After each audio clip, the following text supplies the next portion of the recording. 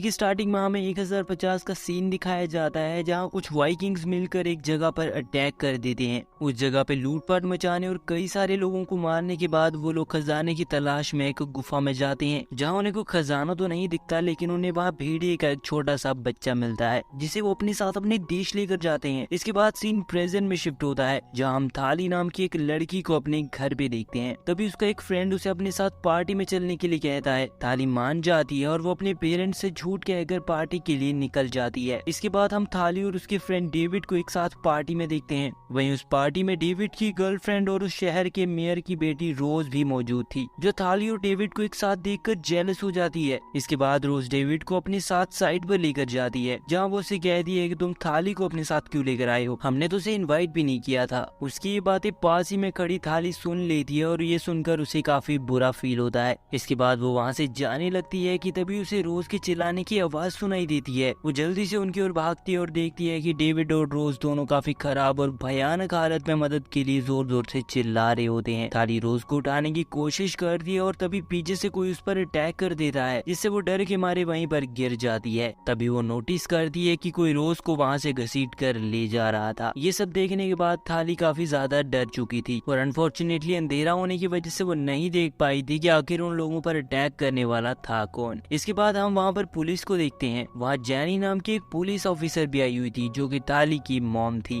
जब जैनी को थाली के वहाँ होने की बात पता चलती है तो वो जल्दी से थाली से मिलने जाती है, जहाँ थाली काफी ज्यादा डरी हुई एक एम्बुलेंस में बैठी हुई थी। जैनी पूछती है कि तुम्हारे ऊपर ये खून कैसा है और यहाँ पर क्या हुआ है। थाली बताती है कि ये खून मेरा नहीं बल्कि रोज का है। मैंने अचानक से रोज और डेविड की चिल्लाने की आवाज सुनी। मैंने देखा कि वो दोनों घायल हालत में जोर जोर से चिल्ला रहे थे। मैंने उनकी मदद करने की कोशिश भी की, लेकिन तभी किसी ने मेरे ऊपर अटैक कर दिया। मैं तो बच गई, लेकिन वो जो भी था वो रोज को अपने साथ ले गया है। इसके बाद पुलिस को वहाँ पर रोज का टूटा हुआ फोन दिखता है और साथ ही वहाँ जैनी को पेड़ पर एक नाखून मिलता है जो कि किसी खतरनाक जानवर का लग रहा था। अगले सीन में हम थाली को अपने घर पे देखते हैं जहाँ उसकी मॉम काम पर जाने से पहले उसका हालचाल पूछने आई थी। तभी हम नोटिस करते हैं कि अचानक से थाली की एक आंख का कलर ब्राउन और दूसरी का ब्लू हो गया था। खैर इसके बाद पुलिस उन सभी बच्चों से इन्वेस्टिगेट करती है जो उस पार्टी में मौजूद थे, लेकिन इससे पुलिस को कोई भी सुराग नहीं मिलता क्योंकि वो लोग इस हादसे के बारे में कुछ नहीं जानते थे। रात को जैनी उस नाखून के बारे में रिसर्च करती है और उसे पता चलता है कि दरअसल ये नाखून किसी भेड़िए का है। अगली सुबह जैनी को एक पुलिस ऑफिसर कॉल करके बताता है कि रोज की डेड बॉडी मिल गई है, इसलिए तुम्हें जल्दी से हॉस्पिटल आना होगा। इसके बाद जैनी हॉस्पिटल जाकर देखती है कि रोज की डेड बॉडी की हालत बहुत ज्यादा खराब हो चुकी थी, मानो उसे कई देर तक घसीटा गया हो और उसकी बॉडी में कई जगह से तो मांस भी गायब था। इतने में रोज की मदर हॉस्पिटल में आकर उसे देखने की जिद करती है, लेकिन जैनी उसे अंदर जाने की परमिशन नहीं देती क्योंकि एक माँ होने के नाते वो जानती थी कि वो रोज को इस हालत में नहीं देख पाएगी। अगले सीन में हम थाली को उसी हादसे वाली जगह पर देखते हैं जहाँ वो नोटिस करती है कि रोज उसे हेल्प के लिए बुला रही है। दरअसल उस हादसे के बाद से थाली के दिमाग पर बहुत गहरा असर पड़ा था, इसलिए वो अब कई सारी चीजों को हेलुसिनेट करने लगी थी। दूसरी ओर स्टीफन नाम का एक आदमी पुलिस स्टेशन जैनी से मिलने आता है और कहता है कि मैं इस केस में तुम्हारी मदद कर सकता हूँ। वो कहता है कि दरअसल ये सब एक खतरनाक जानवर का किया धरा है जो कि आधा इंसान और आधा भेड़िया है। वो इंसानों को मार के उनका खून पीता है और अगर तुम उसे रोकना चाहती हो तो तुम्हें उसे किसी भी हालत में मारना होगा। ये सुनकर जैनी उसे वहाँ से जाने को कहती है क्योंकि उसकी इस कहानी पर जैनी को बिल्कुल यकीन नहीं हो रहा था। स्टीफन कहता है कि मैं जानता था कि तुम मेरी बातों पर यकीन नहीं करोगी। खैर जब तुम्हें मेरी बातों पर यकीन हो जाए तो मुझे बता देना, मैं तुम्हारी हेल्प जरूर करूंगा। जाने से पहले वो जैनी को एक सिल्वर बुलेट देते हुए कहता है कि इसे अपने पास ही रखना, एक दिन ये तुम्हारे काम आएगी। अगले सीन में हम थाली और डेविड को एक जगह पर साथ में देखते हैं जहाँ डेविड उसे कहता है कि ये सब मेरी गलती है, ना मैं तुम्हें उस दिन पार्टी में लेकर जाता और ना ही तुम्हारे साथ ये सब होता। इसके बाद थाली उसे समझाती है कि उस रात जो भी हुआ उसमें तुम्हारी कोई गलती नहीं थी, तुम खुद को दोष देना बंद करो। इसके बाद वो जैसे ही वहाँ से बाहर निकलती है तो वहाँ रोज के कुछ दोस्त आकर उसे ब्लेम करने लगते हैं और उसे रोज की मौत का जिम्मेदार ठहराते हैं। उनका कहना था कि अगर तुम चाहती तो तुम उसे बचा सकती थी, लेकिन तुमने उसे बचाने के बजाय वहीं पर मरने के लिए छोड़ दिया क्योंकि तुम उसे जेलस थी और तुम नहीं चाहती थी कि वो जिंदा रहे। ये सुनकर उसे काफी बुरा लगता है और वो चुपचाप वापस अपने घर आ जाती है। घर आकर वो देखती है कि उसके कंधे पर लगी चोट ठीक होने के बजाय और ज्यादा खराब होती जा रही थी, जिससे वो और ज्यादा परेशान हो जाती है। थाली को परेशान देखकर जैनी उसे बात करने की कोशिश करती है, लेकिन वो उससे कुछ भी नहीं कहती और वो जोर जोर से रोना शुरू कर देती है। अगले सीन में हम एक डॉक्टर को देखते हैं जो रोज की डेड बॉडी को देखकर ये कंफर्म करता है कि दरअसल ये किसी भेड़िए का ही काम है।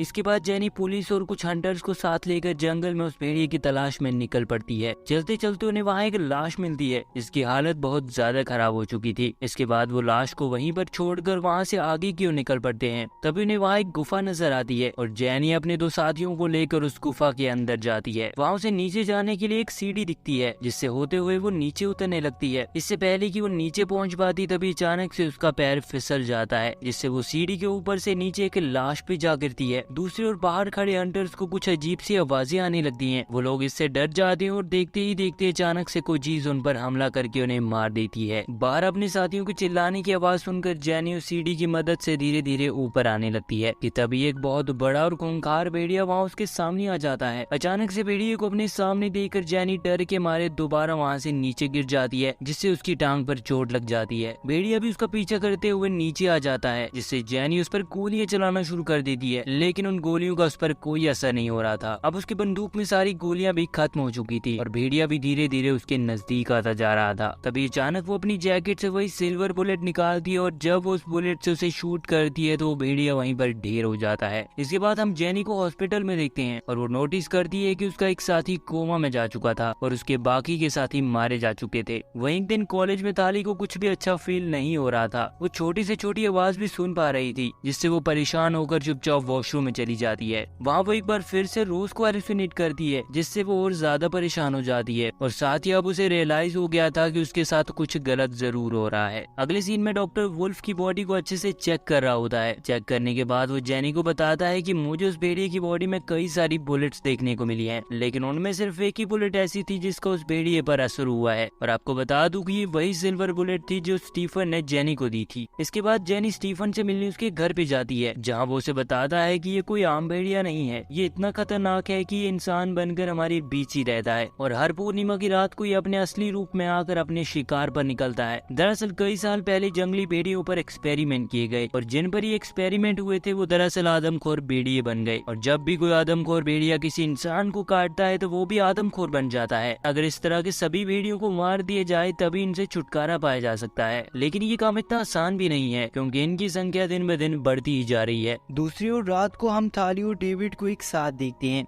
ताली उसे बता दी है कि जब से वो हादसा हुआ है मैं अपने अंदर कई सारे चेंजेस फील कर रही हूँ और मैं नहीं जानती कि मेरे साथ ऐसा क्यों हो रहा है। तभी अचानक डेविड को एक कॉल आता है और वो बात करने के लिए गाड़ी से बाहर निकल जाता है। आज पूर्णिमा की रात थी और जैसे ही थाली की नजर जान पर पड़ती है तो वो अजीब सा बिहेव करने लगती है। वहीं डेविड जब वापस आता है तो वो नोटिस करता है कि थाली अजीब सा बिहेव कर रही थी। इससे पहले कि वो कुछ समझ पाता तभी थाली उस पर अटैक करके उसकी जान ले लेती है। अगली सुबह थाली को होश आता है तो वो देखती है कि उसके कपड़ों पर डेविड का खून लगा हुआ था और तभी वो अपने मुंह से डेविड की एक उंगली बाहर निकालती है। ये सब देखकर वो डर जाती है और उसे बिल्कुल समझ नहीं आ रहा था कि उसने डेविड के साथ क्या किया है। इसके बाद वो दोबारा उसी जगह पर जाती है जहाँ रात को उसने डेविड पर अटैक किया था। वहाँ पहुंचकर वो देखती है कि डेविड अब मारा जा चुका था, जिससे वो समझ जाती है कि उस भेड़िए के काटने की वजह से वो भी अब भेड़िया बन चुकी है। जिसके बाद वो डिसाइड करती है कि अब वो अपनी फैमिली और इस शहर से कहीं दूर चली जाएगी क्योंकि वो नहीं चाहती थी कि उसकी वजह से किसी को भी नुकसान पहुंचे। इसलिए वो रात को बिना बताए एक बस में बैठकर चली जाती है, लेकिन थोड़ी ही देर बाद वो पूरी तरह से भेड़िए का रूप ले लेती है। जिसके बाद वो बस पे मौजूद सभी लोगों पर अटैक करके उन्हें जान से मार देती है। वहीं जब ये बात जेनी को पता चलती है तो वो डॉक्टर को अपने साथ लेकर उस हादसे वाली जगह पर पहुंचती है। बस में चेकिंग के दौरान जेनी को वहाँ थाली का एक लॉकेट मिलता है और इससे कहीं ना कहीं वो अब समझ चुकी थी कि उसकी बेटी का आदमखोर भेड़िया बन चुकी है, जिससे वो और ज्यादा परेशान हो जाती है। दूसरी ओर हम जेनी के घर पे उसकी छोटी बेटी एना को पढ़ते हुए देखते हैं जो कि बोल नहीं पाती थी। पढ़ते हुए जैसे ही वो पीछे मुड़कर देखती है तो उसे वहाँ एक भेड़िया दिखता है, जिससे वो बहुत ज्यादा डर जाती है, लेकिन गूंगा होने की वजह से वो किसी को भी मदद के लिए नहीं बुला पा रही थी। वो जैसे ही उस भेड़िया की आंखों में देखती है तो वो समझ जाती है कि वो भेड़िया कोई और नहीं बल्कि उसकी बड़ी बहन थाली है। इतने में इनके डैड वहाँ आकर एक इलेक्ट्रिक लैंप से थाली जो कि अब भेड़िया बन चुकी थी उस पर अटैक कर देते हैं, जिससे वो भेड़िया थोड़ा घायल हो जाता है और उसी चीज का फायदा उठाकर वो एना को लेकर अपनी कार में बैठकर वहाँ से निकल जाती हैं, लेकिन हड़बड़ाहट में वो कार को ठीक से कंट्रोल नहीं कर पाते, जिससे उनकी कार एक पोल से जा टकराती है। एना बाहर निकलकर देखती है कि वो भेड़िया उनका पीछा करते करते वहाँ तक आ गया था। जिसके बाद वो भेड़िया देखते ही देखते वहाँ मौजूद लोगों पर अटैक कर देता है और उन्हें मार देता है। लोग डर के मारे अपनी जान बचाने के लिए इधर उधर भागने लगते हैं। एना को अपनी बहन को इस हालत में देखकर काफी बुरा लग रहा था और वो उसके पास जाकर उसे बात करने की कोशिश करती है। तभी जैनी भी डॉक्टर को लेकर वहाँ पहुँच जाती है और उस भेड़िए को एना की ओर बढ़ता देख वो डॉक्टर उस भेड़िए पर इंजेक्शन शूट कर देता है, जिसका उस पर कोई खासा असर तो नहीं होता, लेकिन वो थोड़ा स्लो हो जाता है। इसी बात का फायदा उठाकर वो तीनों पास ही के एक स्टोर में जाकर छिप जाते हैं। वो भेड़िया उसी स्टोर की एक विंडो के पास खड़ा होता है कि तभी अचानक स्टीफन अपनी गाड़ी लेकर उस पर चढ़ा देता है, जिससे वो गाड़ी उस स्टोर के सीधा अंदर घुस जाती है। हम देखते हैं कि इससे स्टीफन को काफी ज्यादा चोट आ गई थी। जैसे ही वो गाड़ी से बाहर निकलता है तो वो भेड़िया वहाँ आकर उसकी जान ले लेता है। स्टीफन को मारने के बाद वो सीधा जैनी पर अटैक करता है, लेकिन जैनी किसी तरह एक लकड़ी की मदद से उसे कंट्रोल कर रही थी। ये सब देखकर एना थोड़ी हिम्मत जुटाकर वहीं पास ही में पड़ा एक इंजेक्शन लेकर उस भेड़िए यानी अपनी बहन थाली को लगा देती है, जिससे थाली वहीं पर बेहोश होकर नीचे गिर जाती है। कट टू सीन हॉस्पिटल में शिफ्ट होता है, जहाँ बेहोश पड़ी थाली को भेड़िए के रूप में देखकर जैनी काफी ज्यादा उदास थी। साथ ही वो रोते हुए उसे सॉरी कहती है कि वो कभी थाली पर अच्छे से ध्यान नहीं दे पाई। काफी देर सोचने के बाद वो डिसाइड करती है कि वो थाली को मार डालेगी, क्योंकि अगर उसने उसे नहीं मारा तो वो शहर के लोगों के लिए बहुत बड़ा खतरा बन जाएगी। जिसके बाद वो उसी सिल्वर बुलेट को गन में लोड करके उसकी ओर तान देती है। अगले सीन में हम जैनी को अपने घर पे देखते हैं, जहाँ वो एक सिल्वर बुलेट को थाली की फोटो के सामने रख देती है, जिसका मतलब था कि वो थाली को नहीं मार पाई और वो अभी भी जिंदा थी। और इसी के साथ ये मूवी यहीं पर समाप्त होती है।